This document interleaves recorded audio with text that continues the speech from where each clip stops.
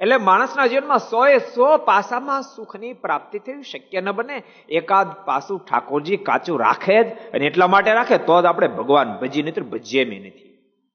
100% જો સફળ કરી દે ને તો આ જીવ ભગવાનને ભૂલી જાય એમ છે. સમજાણું? આપણે કઈ એટલા બધા ડાયા નથી. અને તમે જુઓ ને, ખાલી 100% પાસા સફળ ન થયા, ખાલી અમીરાય પ્રાપ્ત થાય અને સારો બંગલો અને સારી ગાડી મળે, ત્યાં ભગવાનને ભૂલી જાય છે.